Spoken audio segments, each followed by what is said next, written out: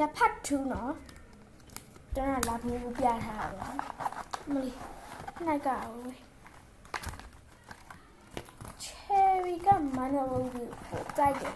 Melody ရဲ့ wife peak ပေါ့နော်အဲ့စာလေးကိုကြိုက်ဟောဒီမှာ one piece ဝေးထားတကယ်ကိုတစ်ထောင်လားမသိဘူး one piece အော်ဒါမှလည်းဒီ sticker ပဲ Melody စပါးဆို Melody ပေးထားရပေါ့နော် okay ဟောဒီမှာ Melody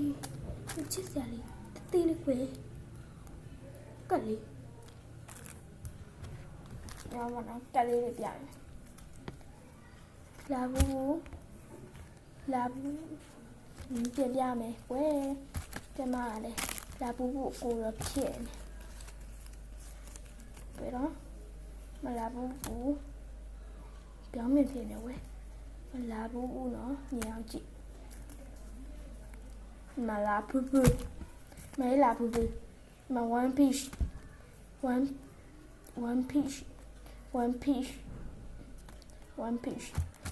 လာဘူး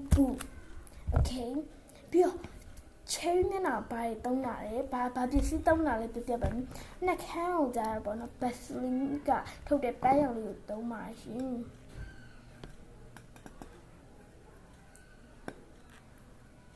ဖွင့်ပြီးပြမယ်ပေါ့နော်ဖွင့်နိုင်တော့မား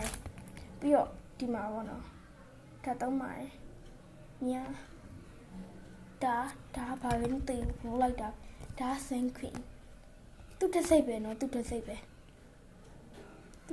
တုံးပါရှင်ပြီးတော့ထုံးလာလဲသူ့ရဲ့တစ်စိတ်ပဲတုံးပါရှင်ဟုတ်တယ်အဲ့ဒါလေးပဲတုံးပါကျွန်တော်မတုံးပါရှင်ဒါလေးကိုမကျင်းပေါ့နော် cherry စီမှာလာမလေးရပါရှင်ဘူးလေးတွေလည်းပုံရတော့ရှိချိုးတဲ့ဟာလေးပေါ့နော်ဒါနဲ့တော့ဖုံးလေးလုပ်ပေးထားပါဟော cherry ဒါဘာပေါက်လဲဆိုတော့ဘာလဲ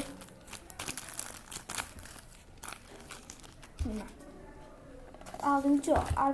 ပါရအာလူကြောမှာလိမ္မော်ရောင်လေးပတ်ပါတယ်အာလူကြောလိမ္မော်ရောင်လေးပါဘယ်မွေးတော့စီရမှာလဲလို့ဒီလိုမျိုးလား